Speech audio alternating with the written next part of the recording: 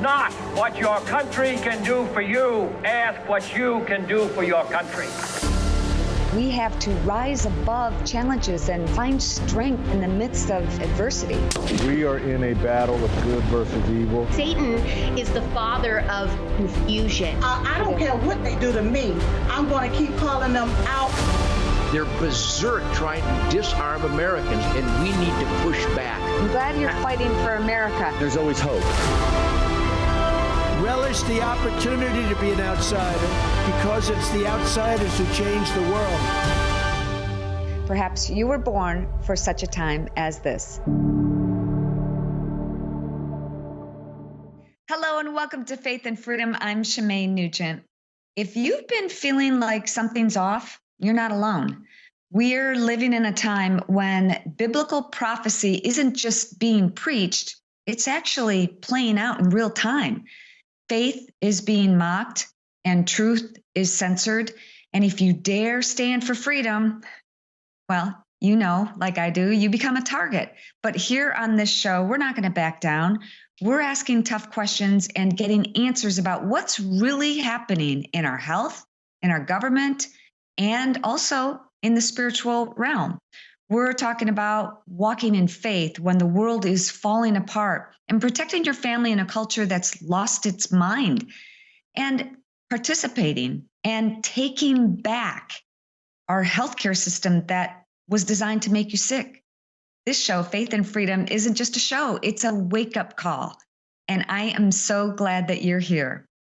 Our first guest, Dr. Kelly Victory, is a trauma and emergency physician with over 30 years of experience. She's one of the bravest medical voices speaking out against forced medicine mandates and how public health has been hijacked by political agendas. Welcome, Dr. Victory. Thank you so much for being here. Thank you very much for having me, Shemaine. Why do you think that so many institutions fear RFK Jr.'s message on health freedom? Boy, it's a great question. They certainly do fear him. He is a very unconventional choice to lead HHS. And I would submit that's exactly what we need. Conventional choices have delivered us where we find ourselves today in a stunning state of poor health. We have 75% of adult Americans either overweight or obese. 4 out of 10 adolescents with pre-diabetes. We have rates of diabetes, heart disease, hypertension, kidney disease that are through the roofs. We have never been as ill, as unwell as we find ourselves today. So along comes Robert Kennedy Jr., who I've known for a long time. And although he and I did not share a common background with regard to our politics overall, we certainly are in lockstep when it comes to his viewpoints on what is going wrong with American healthcare and with the health of Americans. He is looking at everything from big pharma to big ag, big food, and everything in between. And the reason that, quote, the big industry is afraid of him and doesn't want him at the helm is because they have a lot to lose in terms of financial, their profits, their profit margins are going to tumble. He is not only looking at issues like vaccines and vaccine mandates, but perhaps more importantly, at the food system, the things that we are adding to our foods and that we are feeding our children, the kinds of foods that we are allowing people on federal subsidies to buy. If you look at what is in the average processed food in the United States compared to that similar product in the UK, for example, the ingredient lists are drastically different. A box of Kellogg's Fruit Loops in the United States has 17 ingredients, most of which are non-pronounceable, can't be pronounced by the average individual. 17 ingredients. That same box of Kellogg's Fruit Loops sold in the UK has only 5 ingredients. It doesn't contain all of the artificial sweeteners, the artificial preservatives, the artificial colorings. And there's no question in my mind that is those highly processed foods and food additives that is at least in part driving our chronic disease epidemic. I totally agree. And I don't know if you know this about me, but I got sick and almost died from toxic mold exposure on my home that was once featured on MTV Cribs. I had debilitating migraines and no doctors could help me. I had to become my own investigative sleuth. That's when I started becoming a label reader. And I said exactly that. If it's in a box on a shelf for months or even years, it's not food. Plus, if you can't pronounce it, how good is it for your body? We should be eating God food, not man food. But what are these food dyes doing to our bodies that so many people have been eating over the years? Well, it's a great question. And I didn't even realize, as conscientious as I am as a label reader, I didn't realize that these food dyes not only are artificial, but that they're petroleum based. We know that petroleum-based products can absolutely cause neurocognitive damage, neuropsychiatric issues. And here we find ourselves now, Shemaine, in the midst of an epidemic, and that is not too strong a word to use, of neuropsychiatric problems. It's everything from autism to ADHD, hyperactivity, and everything in between. And so these petroleum-based food colorings may very well be contributing to, if not the primary cause, of some of these issues that we are seeing with our children. When I was growing up, the rates of autism in the United States were somewhere in the range of 1 in 10,000 births. We now find ourselves where that is 1 in 36 births. And in the state of California, where I sit today, it's 1 in 20 children being diagnosed with autism. So something very profound is happening. I don't think that food dyes by themselves are the sole cause, in the same way that I don't believe that vaccines in and of themselves as a solo are likely the entire cause. But it may be a combination of these things. And so we need to look at every one of these food additives for certain, and then at the same time, be reviewing what we are doing with regards to things like vaccination. I totally agree. And I was so excited when RFK said he's going to be looking into the root causes of autism. And the first thing he mentioned, Dr. Victory, was environment and mold. I think, like you said, it's a combination of everything. But what would you say to parents who are feeling pressured about giving their kids vaccines? Well, to be clear, I am not, quote, anti-vaccine any more than I'm anti-surgery or anti-antibiotic or anti-diet. We cannot have a blanket statement that says that all of them are good or all are bad. But here's the reality. When I was growing up, and depending on which state you lived in, between birth and age 18, the average number of vaccines that a child received during that 18-year period was between 6 and 8. That number is now 74 vaccines between birth and age 18. And that doesn't count the 6 recommended COVID shots. So if you count those, you're talking about 84 injections. That is pure insanity. The human immune system was never meant to be flogged repeatedly with immune challenge after immune challenge, which is exactly what a vaccine is. The World Council on Health came out, I believe, with a very thoughtful, well-reasoned, and scientifically based statement called "Safer to Wait." And that is what I recommend to my friends, my patients, my family members who are asking what they should do with regard to childhood vaccination. We clearly are over-vaccinating. We are doing it with far too much frequency and too close together. It may well be the combination of the way that we are giving the vaccines that is problematic, or the sheer number of them. If you take, for example, the MMR vaccine in the United States, that's the combination of measles, mumps, and rubella that are given together. That combo vaccine was outlawed in Japan in 1993. They still give measles, mumps, and rubella vaccines, but not as a combined shot. When Japan did that, they saw a precipitous fall in their adverse side effects and in their rates of autism, interestingly.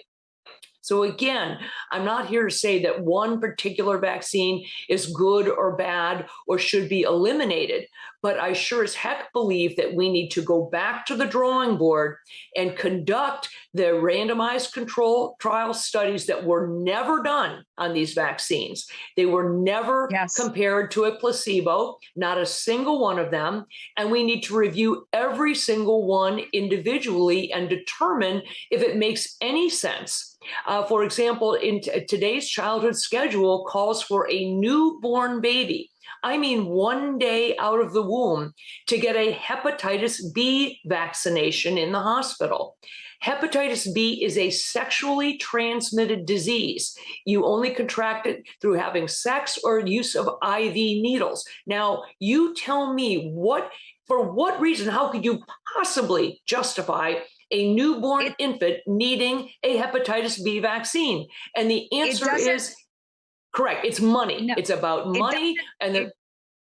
It doesn't make any sense at all. I'm so glad that you're exposing this truth. You're being an Esther. Thank you, Dr. Victory, so much for joining me. I hope you'll come back again. Thank you so much for having me. It's so heavy, but I got to tell you something that's not heavy. My pillow. I have struggled with neck pain for so many years, and if I don't have my pillow, I just don't sleep. It's made a huge difference in how I'm feeling throughout the day. And My Pillow is one of the great sponsors for Faith and Freedom. And I would love it if you checked out mypillow.com and used the promo code FAITH, mypillow.com, and use the promo code FAITH. They've got dog beds and slippers and towels, and the towels are amazing. Don't go away. We'll be right back. Relish the opportunity to be an outsider because it's the outsiders who change the world. Perhaps you were born for such a time as this. Okay, we are out for our daily celebrating the great spirit of the wild outdoors. A lot of people realize that we are hunters. We love to hunt and we love to have pure, lean venison. We're not always successful.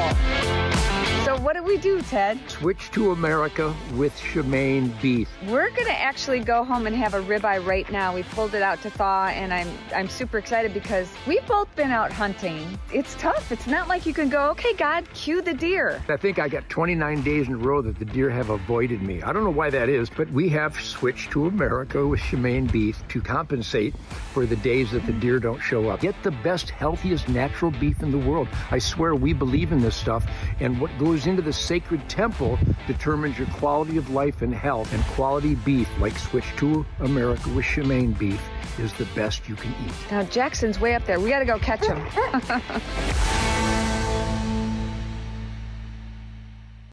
If you're craving clean grass-fed beef without the hassle of going to the grocery store, seriously, guys, go to Switch to America with Shemaine.com and get American-raised, hormone-free meat delivered right to your door. I mean, there's no hassle. Let's start making America healthy again, one delicious meal at a time. Brad Cummings is the co-creator of The Shack, the co-editor of the Founders Bible, and a creative voice for bringing scripture to life outside the church walls. Brad Cummings joins me now. Brad, welcome. Thanks, Shemaine. Good to be here with you. Good to see you. So I get you for two segments, but first I want to talk about the Founders Bible, which I'm a huge fan, and your start in how did you get approached to co-editing the Founders Bible? What made you want to get involved in doing that? It's a big project. It's a fun story. I was actually down working on a project to connect with Glenn Beck, and David Barton is one of his best friends, and it was sort of like a little gatekeeper. And I spent 3 days with David, and in the midst of them telling me all these stories about American church history, I realized I had heard none of what they'd ever said when I was in seminary. And I'm going like, I have 16 degrees, 16 units of a master's degree in American church history, and how do I not know what they were sharing? So I was getting a little angry, going like, I don't think we've been told the truth. And one night when I was in my hotel room, the Lord just kind of spoke to me and said, I want you to do the Founders Bible.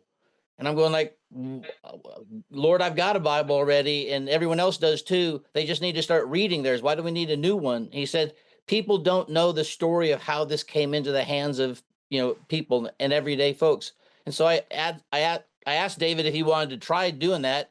And surprisingly, he said yes, because he had turned down a number of different publishers. And so we just did it as a passion project. I had no idea how long it would take and just what an arduous effort it was. But we did 20-hour days for almost 8 months straight, and we produced it in record time. And it is probably, I think, one of the most valuable resources to help people get acquainted with our real history and the foundations of government and just God's vision and purpose for this nation. I totally agree. I have not a million Bibles. I have several dozen, but this one, it really speaks to me because you're right. It talks about our history, why we're here. Was there one story about our founding fathers that really caught you off guard, surprised you? Probably one of the things that I thought was most surprising is I sort of figured that everybody was aware of the Bible and had access to it, but one of the most revolutionary things they did as the beginning of founding of this nation, it was outlawed to publish it. So they had to sort of do this on the down low as if they were some drug cartel importing the most dangerous thing, the word of God. And people used to go and have to stand at the pulpits because it would be chained to the pulpit. It took a while for them to have their own personal copy. So when they were reading it, they're sort of wrestling through how are we supposed to live together as a community. And it really is the ideas that were in the Bible that shaped the whole founding of our founding documents. It's like it was the forefathers, the foundation that they laid that enabled the founding fathers to stand on that and bring forth, I think, some of the most amazing documents that we've ever had to govern a nation. And Brad, do you see a connection between what's happening in our nation now and biblical warnings about turning God away? I think we're in kind of a similar parallel. The world today is kind of being ruled by oligarchs, and the forgotten man is getting crushed. And what the founders amazingly were trying to do is they really were in the belief that we could set up a nation where the practice, not just the ideal of self-government, could happen. And so it's like they put that as the foundation. And also they believed in the supremacy of the individual conscience and a non-coercive society. And for the only way that's ever going to work is if you have a common foundation that men can appeal to, which was the Bible, and you had Jesus ruling in your heart. I have no idea how people are supposed to self-govern themselves without Christ ruling on their heart. So that was sort of foundational for our society. And I think we've drifted from that. And I think that secret sauce is where we need to kind of return. It really will work, but we've got to kind of say, God, we got to go back to the fact where our rights first flow from. They flow from him first, then to us, and then we set up governments to protect that liberty. And the problem is we've forgotten that he's the ultimate sovereign and that we're the next in line authority even before we ever have a government. And we're kind of way off our moorings on that. Yeah, you think? So on that note, we're way off our moorings. We're getting back on track, but what would you recommend people do who don't want to maybe come off so preachy, but our Great Commission is to share the gospel. How does the average person do that?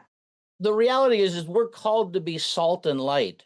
And, why not just focus on love your neighbor as yourself? I don't think we need to preach to them, but I think we need to be in dialogue with them. I think we've sort of, with social media, it's like all the algorithms has put everyone to their corners, and we're no longer having normal water cooler conversations with people. And I think that's where everything does get changed. I was a part of this American Values Project, the single biggest survey of the American people since the time of Alexis de Tocqueville. And the results are stunning in terms of we're not as far apart as we've been psyoped to believe. Yeah, I can see that. Benjamin Franklin once said, our republic it only works if we all stay engaged. But how do we get people to even vote? 50% we talked the other day, 50% of hunters don't vote. 50% of Christians don't vote. We've become apathetic. So how do we change that? I think first and foremost is we need to recognize if we're going to have liberty at all, we have to exercise it. And the only way to exercise it, when the founders set up this government, they never thought that the government would maintain itself in terms of it would be a check on its own power. They knew they did not trust the government, and they always knew the people would be the only real force of keeping the government in check. And the problem is, I think, with a lot of misinformation and ignorance, we've abandoned our place in authority. And I don't know that that means like you have to be down there at every time the city hall is meeting. But if we abdicate our role and we're no longer engaged like salt and light, Jesus said our job is to be salt and light. And what is the purpose of salt? It wasn't just to make my steak tasty. It was to be encrusted around meat so that it wouldn't go rotten. And so I don't think we have the privilege of being disengaged. So when the lady asked Benjamin Franklin, what kind of government do we have? He said, a republic, ma'am, if you can keep it. And I think one of the biggest challenges we've had is we haven't done the keeping portion because we've kind of disengaged. We said, politics. The politics is the outworking of our discipleship. It's the putting into action what we believe. And so if we don't like what's going on, we actually need to recognize you're a necessary part of the solution. And I always end the show with Esther 4:14. And I oftentimes say a prayer before I start because sometimes I doubt myself and what I'm about to say and if this is the right path. And then I look at Esther 4:14. If you remain silent at this time, relief and deliverance is going to come from someplace else, but you and your father's house will perish. Who knows if you have come to the kingdom for such a time as this? And I think that's so important. And I want to try to strive to encourage other people to stand up. What would you say to the average Christian who just goes to church on Sunday or maybe once a month or maybe just the holidays and thinks that's good enough? I actually don't think God cares all that much where you go. I think he's looking for a genuine relationship with him.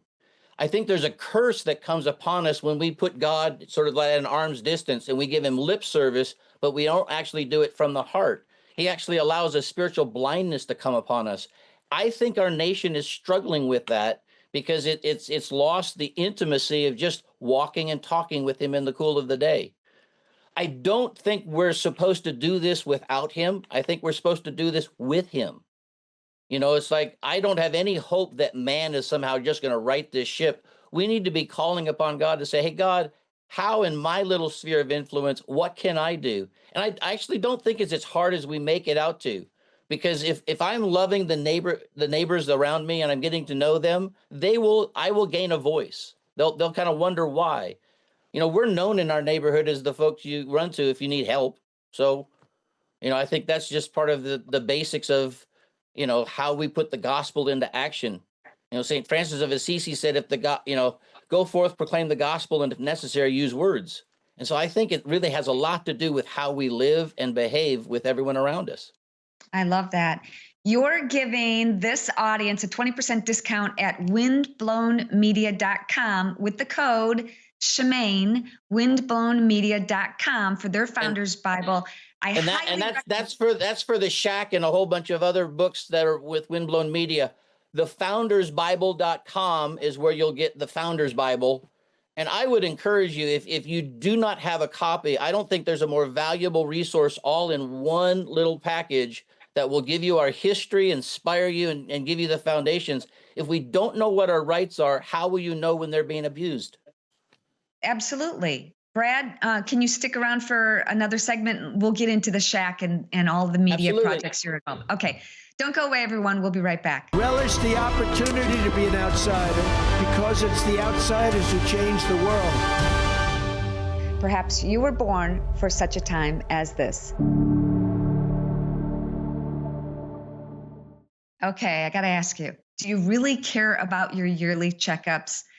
I do, but to be honest, I would rather stay healthy naturally. That's why I started using Field of Greens. It's a doctor-formulated fruit and vegetable powder made with real whole produce, nothing synthetic. Every scoop supports your immune system, your heart, liver, kidneys, and metabolism. It's a simple daily step that gives your body what it actually needs 1 scoop, and that's all you need in your water, and you get your servings of fruits and veggies for the day. And, just in case you're rushing around, not to say that I am, I am often, and I don't always eat right. So I take Field of Greens, and I do notice more energy and better sleep. Plus, at your next checkup, if your doctor doesn't notice your improvement, you're going to get all of your money back. Go to fieldofgreens.com, get a 20% discount, fieldofgreens.com, and use the promo code FREEDOM. Fieldofgreens.com and use the promo code FREEDOM. All right, we're back with Brad Cummings, co-producer of The Shack. Brad, welcome back. So I got to hear the story. How'd you get involved in this amazing project? The Shack, well, there's 2 of us that kind of got bounced out of the organized normal religion church, and we still love Jesus. And we started one of the early podcasts in the day of when podcasts were not like everywhere. And when Wayne was traveling at one point, he the guy that drove him to and from the airport gave him a little book that he had just written for his kids. And when I came to tape another show with Wayne, he was at the table kind of in tears. And I'm going like, what are you looking at? Because I'd never seen him in tears. And he was looking at the original manuscript, and he said, something about this is just cutting through my heart, and it's fantastic. And I said, well, do share. And it was Paul Young's original manuscript that he just written as some things for his kids. And in it was just this beautiful little story that tractor beamed your heart, because all of us had gone through pain and difficulty. And I think most of us feel kind of abandoned when that happens, because we sort of assume if God's around, it should all be going good. But our experience was he was there in the mess of things as well. And so when I read it, I just said, we got to turn this into a movie. And we decided to go the route of turning it into a book first. And so we invited Paul down to say, hey, what are you trying to do with it? And he said, nothing. I just wanted to share it as a gift with you. We said, well, we think it has a lot of potential. So we went through 4 major rewrites with him over the course of a year and a half and had a bunch of people reading along. And then we tried to give it to a bunch of publishers, and we got turned down by 26 different publishers, not because they didn't love it. They didn't know what to do with it. The secular one said it was too Jesus-y, and the Christian one said it was a little too edgy. And so we just decided to publish it ourselves. And we started out in my garage, and we, on $200 of marketing, ended up selling a couple million copies. And now it's sold over 22 million and still counting. And we're having a chance to, we did the movie with Lionsgate. It was one of the producers for that. And then we have a chance to turn it into a whole TV series with maybe multiple seasons with Amazon and Lionsgate. That's what we're working on right now. That is amazing. And you've got some other projects going on too, or just focusing on that? Yeah, I mean, that's taking up the lion's share of my time. But this whole thing about the whole purpose and destiny of America and the fact that it's not finished, I'm working with another buddy that we're trying to take the crisis time of 1775 and 1776, the lead up to it, and sort of unpack the whole history of what led to the revolution and really what was going on, because I think we're living in the same parallel today of those times with everything just as at stake. And I think there's a yearning in the heart of people to be free. But the question is, do we have the courage to fight for that? So we're going to pitch that as another multiple season series. So we'll see. I'm excited to tell stories as opposed to just preach sermons, because I think stories have a way of getting into people's heart. And if you tell them well, as opposed to telling them what to believe, you ask the right questions and they start to fill in the blanks, and it begins a wonderful conversation.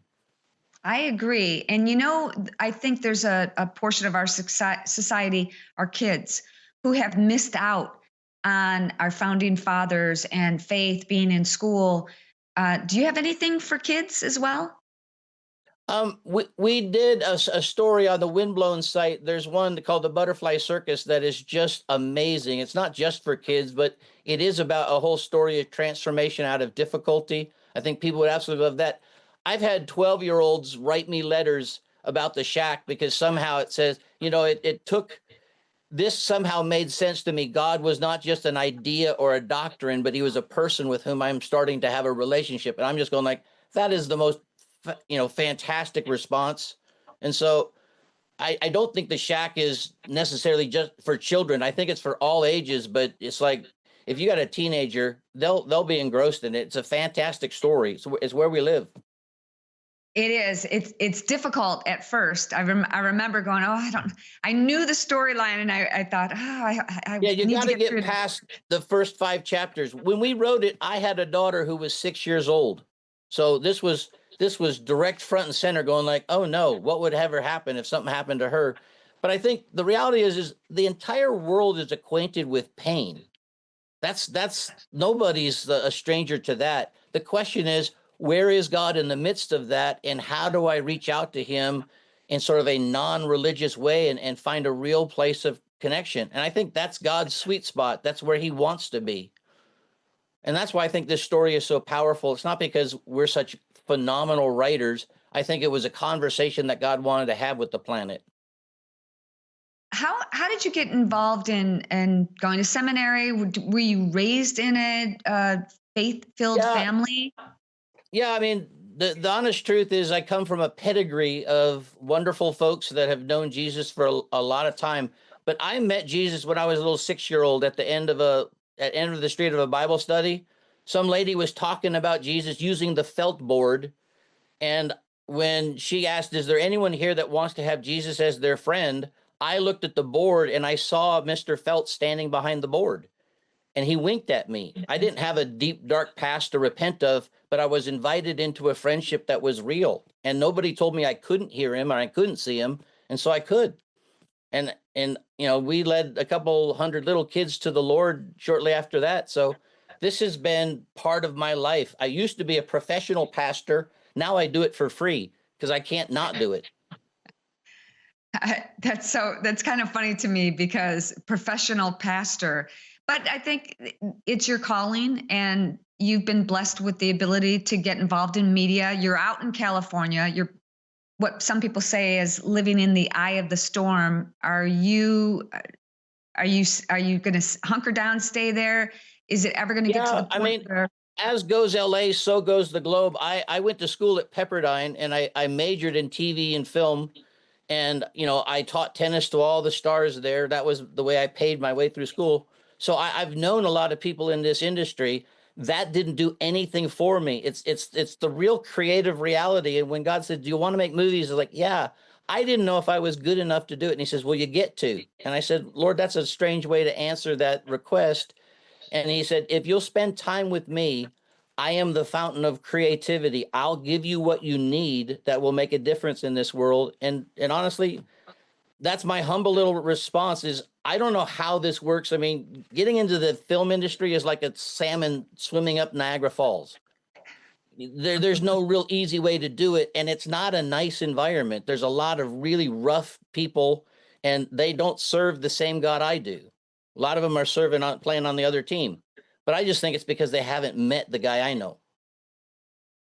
Well, it's so easy for a lot of people to just stay in their comfort zone, not go vote, leave the prayers to pastors and people who are really standing up and being Esthers and not on the sidelines, but the men in the arena, so to speak. So I appreciate. I met you a couple of years ago at Scott Kesterson's Bards Fest, and I have always loved staying in touch. And I am so grateful that you have come on. I got one more question for you. Sure. What was something that you learned from your success that was surprising? It's a common phrase. Success has many fathers. Failure is an orphan. And so the reality is, I think if you're going to tell stories well, you have to start by listening to the contributions of others. I think I have a plaque that my wife gave me. It's sort of a blessing and a curse. It says, the world has yet to see what one man can do if he doesn't mind who gets the credit. And I think that's one of the biggest challenges is, can we do something as a servant and as a gift for others? Even just telling stories. A lot of writers try to make themselves known in their stories. And I think the reality is I'm trying to give a gift to the reader. I'm trying to do something for the viewer so that it moves their heart in a way that would be helpful. And so I think if you really come at it from this standpoint, you'll probably do it a lot better. I love that. Well, Brad Cummings, thank you so much for being here. Thank you for offering my audience 20% off at windblownmedia.com. What are a couple of things that they might see there? That book right there, A Man Like No Other. It's a beautiful book. It's kind of like in the spirit of the shack. It's like taking it out of the religious languages and making it totally accessible. Virtually every resource we have on there, I would say, is worth its weight in gold as far as the impact that it would have on just you being able to have a walking, talking relationship with the living God. So I would encourage folks, whatever you have interest in, snag it up. I'm not here to sell product, but I am wanting to put seeds into people's hearts. Yes, and this is going to do it. Thank you so much for joining me, Brad. Windblownmedia.com. Use the code Shemaine for 20% off. Go there right now. We'll finish watching the show and then go there. Thanks, Shemaine. I love what you're up to. Well, thank you. Thank you so much. I'm so grateful that our paths have crossed. God bless you. Don't go away. We've got more faith and freedom to come. Relish the opportunity to be an outsider because it's the outsiders who change the world. Perhaps you were born for such a time as this. Okay, close your eyes, unless, of course, you're driving. Think back and remember when you were a kid and you were playing outside all day long, and when you were thirsty, you just drank out of the garden hose. Or maybe that was just me and my friends. Can't do that anymore because there's traces of arsenic, pharmaceutical drugs, mRNA, and even VOC, volatile organic compounds. I found something that you're going to like. It's called Sentry Wellness System. It removes harmful toxins and enriches your water with essential nutrients. It's way healthier and way cheaper than buying plastic water bottles. Check out SentryH2O.com and use the promo code HEALTHY10 for a discount. That's SentryH2O.com, and the code is HEALTHY10 for a discount. Captain Roger Hill is a combat veteran who stood for truth when he uncovered spies in his own unit. His courage cost him dearly, but his faith kept him strong. Welcome, Captain. How are you? I'm doing well. Thanks for having me on. Thank you so much for being here, and thank you for being bold and brave and standing up. What do you think gave you the courage to stand alone in the military? I think it was the Judeo-Christian values that my family raised me with, and just incremental decisions over the course of a lifetime, trying to do the right thing day in and day out, so that when the big hard decisions came, it was automatic. In just a 2-minute version, can you tell us a little bit about what happened? Certainly. So this dates back to the transition between George W. and Barack Obama. This is about when we started the surge into Afghanistan. And we were in a province called Wardak Province, which was supposed to be a peaceful province. They just conducted a weapons buyback program the year prior. Hamid Karzai had named the province a peaceful province. And we showed up and started to patrol a little bit further out than the previous unit had. And we kicked up a hornet's nest. And about 6 to 7 months into our deployment, we had taken about a 30% casualty rate for our 90-man company. This is a heavy weapons infantry company based out of the 506 Parachute Infantry Regiment, the 101st Airborne. And we knew something was going on. We couldn't quite put our fingers on it. And then by accident, the Special Forces team leader that we were partnered with, also based out of our base, attended a intel meeting and was told that there were multiple spies operating on our base. And it was the Norwegian Special Forces team that was tracking their movements, of all people. He brought that intel back to me. We conducted an operation to ferret out those spies. We captured 12 total confirmed enemy. The evidence against them was incontrovertible, according to the counter intel team that was partnered with us to find them. In Afghanistan at that time, there was a rule of engagement called the 96-hour rule, which has since been overturned because of this case. And you had to have enemy combatants charged within 4 days or release them. And my higher headquarters would not come to pick them up. Wow. It's really disheartening to know that, there are people that you serve with who are trying to undercut the role that you're playing in trying to keep America safe. How did you get through this, and how did faith play a role in your darkest hour? Well, I think in the moment, I was just responding or reacting to the values that had been instilled in me. And again, that was, from a praying mother and a praying family. The action that I took that really kind of took this incident into a difficult place is that because my higher headquarters would not come to pick these spies up, I decided to interrogate them myself. And that included firing my weapon into the ground to frighten them into speaking, which they did. And what had happened this summer, just prior to this incident, is there was an outpost that was overrun. This was combat outpost in Walnut, which a movie outpost was made of here in the last couple of years. Very popular combat action film. And so that incident had occurred due to an insider threat like ours just a few weeks prior to our incident. So I felt an urgency to care for my men, which is also, a value that was instilled upon me growing up, being somebody who grew up as a fourth generation member of the military. So when I made this decision and was able to pull intel from these spies, and my higher headquarters would not send anyone to pick them up, word got out that I had conducted a mock execution, and that launched an investigation. And so I guess I would say that up until that point in time, things were so busy that I didn't really have time to think about what I was doing. I was reacting, trying to accomplish the mission and take care of my men.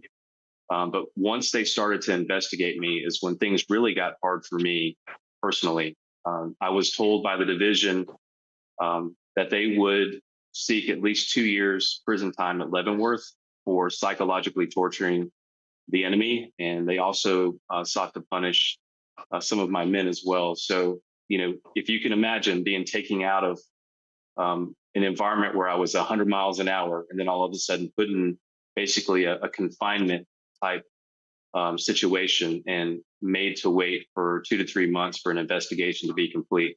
That was a pretty dark time. And I leaned very heavily on reading from the Word. I leaned very heavily on what little contemporary praise music I could get my hands on.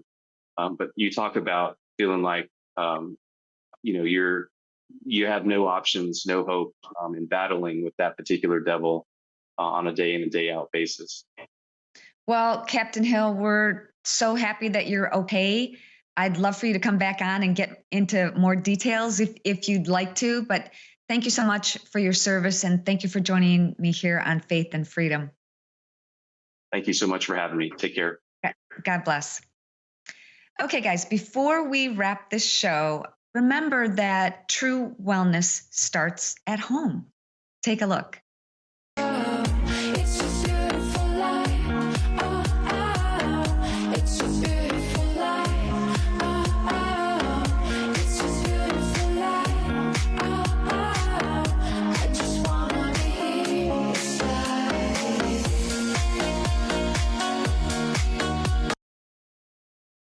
Yeah, don't forget to check out my books, Abundantly Well and Killer House. They're both available on Amazon. It could change your life. And also my website, newly revamped, ShemaineNugent.rocks for more resources to help you live abundantly well, mind, body, and spirit. And so, we always have to end the show with this. Take a look.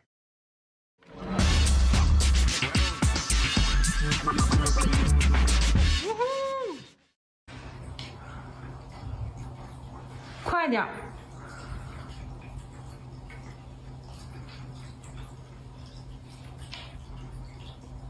过来！一开车不停，一直尿。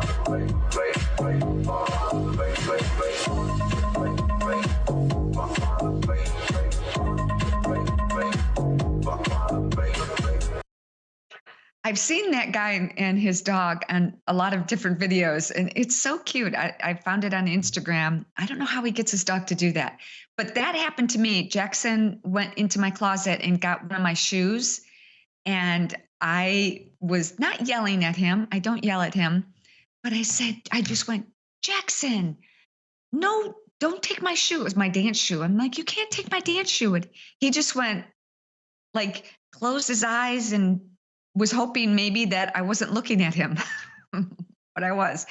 Dogs are really the best part of our day. And if you've got funny pet videos and you want to send them to me, send them to shemaine.chat@gmail.com.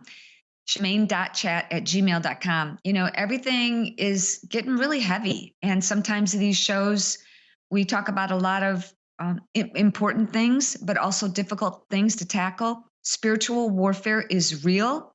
And that's why I always have the faith component in this show, and also health. If you don't have your health, you don't have anything. You can't continue to do God's good work. And that's why I wrote books, Abundantly Well and Killer House, and a couple of other ones. Married to a Rock Star was my first book. And then Kill It and Grill It. Kill It and Grill It is the New York Times bestselling cookbook that I co-wrote with Ted. And we got to do another one. We got to do a follow-up on that. Thank you guys so much for joining me. Remember, Esther 4:14 reminds us we were born for these times. No matter how crazy it gets, take a deep breath and get into the Word. Even if it never fails, I'll open the Bible and something speaks to me that I really needed to hear at the time. Follow me on Instagram, Rumble, Facebook now. I'm back on Facebook. And also right here on Real America's Voice. Thank you so much, guys. God bless you. I'll see you next week. Relish the opportunity to be an outsider, because it's the outsiders who change the world. Perhaps you were born for such a time as this.